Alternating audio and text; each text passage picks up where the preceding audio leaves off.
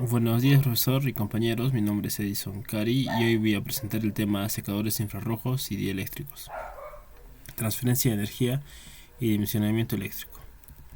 Durante esta exposición explicaré cómo funcionan estas tecnologías de secado, cuáles son sus principios físicos, cómo se realizan los cálculos de ingeniería y en qué industrias se utilizan. Esta es la estructura de la presentación. Primero explicaré el marco teórico y los principios físicos del secado eléctrico. Luego hablaré sobre los secadores infrarrojos. Después explicaré los secadores dieléctricos, que incluyen los sistemas por microondas y radiofrecuencias. A continuación, veremos un ejemplo de cálculo de ingeniería. Después revisaré sus principales aplicaciones industriales. Finalmente compararé ambas tecnologías y presentaré las conclusiones.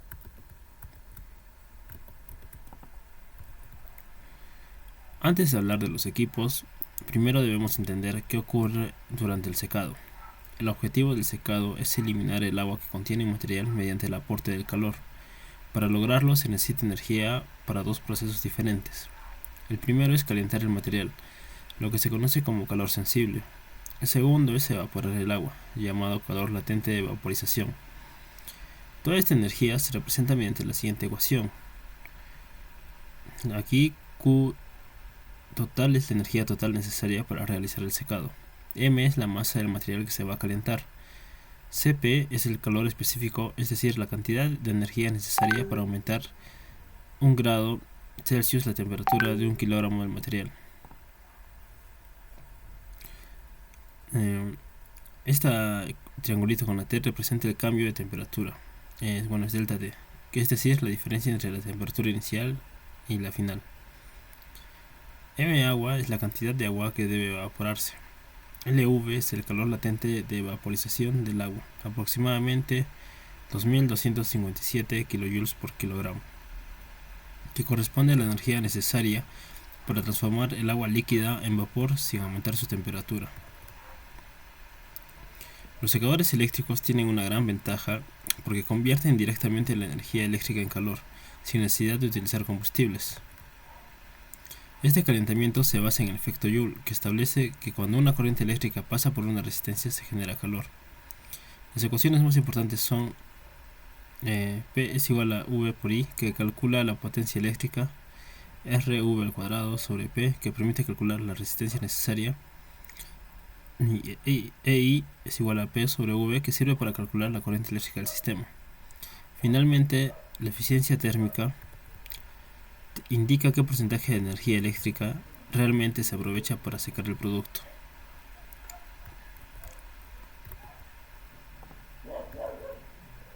Ahora hablaré sobre los secadores infrarrojos.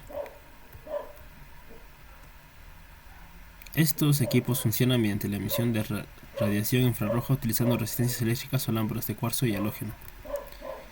Esa radiación llega directamente al producto y es absorbida por su superficie, convirtiéndose en calor.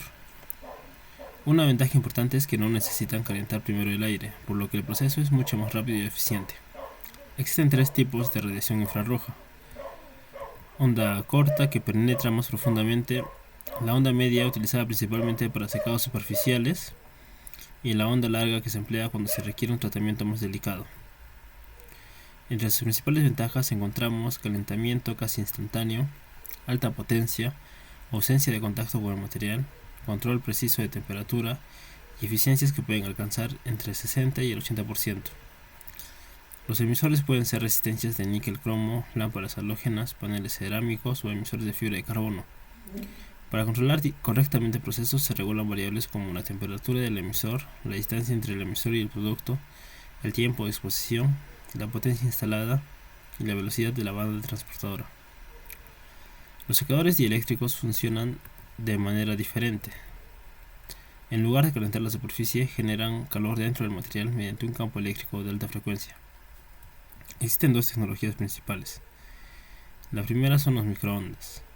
Los microondas hacen que las moléculas de agua giren constantemente, intentando alinearse con el campo electromagnético. Ese movimiento produce fricción molecular y genera calor desde el interior del producto. Por eso el calentamiento es rápido y uniforme. La segunda tecnología es la radiofrecuencia. En este caso el material se coloca entre dos electrodos. El campo eléctrico alterno produce pérdidas dieléctricas que generan calor en todo el volumen del material. La radiofrecuencia logra una penetración mucho mayor que las microondas, por lo que es ideal para materiales gruesos como madera, tableros o productos textiles. En esta diapositiva se muestra un ejemplo práctico. Se desea secar un panel de acero de 50 kilogramos utilizando un secador infrarrojo. Lo primero que se calcula es la cantidad de agua que debe eliminarse. Después se calcula el calor sensible necesario para elevar la temperatura del acero. Luego se calcula el calor latente requerido para evaporar el agua. Al sumar ambas energías obtenemos aproximadamente 16.988 kJ. Considerando una eficiencia del 70% y un tiempo de proceso de 20 minutos, se determina que la potencia eléctrica necesaria es aproximadamente 20.2 kW. Finalmente se calculan la resistencia y la corriente eléctrica del sistema. Se obtiene una resistencia cercana a 2.4 ohmios y una corriente aproximada de 92 amperios. Estos cálculos permiten seleccionar correctamente el sistema eléctrico y evitar un sobredimensionamiento o una falta de potencia. Estas tecnologías tienen numerosas aplicaciones industriales. En la industria automotriz, los secadores infrarrojos se utilizan para curar pinturas, adhesivos y recubrimientos anticorrosivos, reduciendo considerablemente el tiempo de producción. En la industria alimentaria, las microondas permiten secar alimentos, pasteurizar granos y descongelar productos de material uniforme, conservando mejor sus propiedades nutricionales. En la industria textil y papelera, los sistemas infrarrojos y de radiofrecuencia aceleran el secado en telas, papel, aumentando su productividad.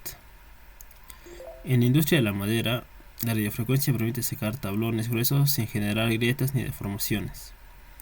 También se utilizan en la industria electrónica para el secado de tarjetas electrónicas y en la industria farmacéutica para secar medicamentos sensibles a la temperatura.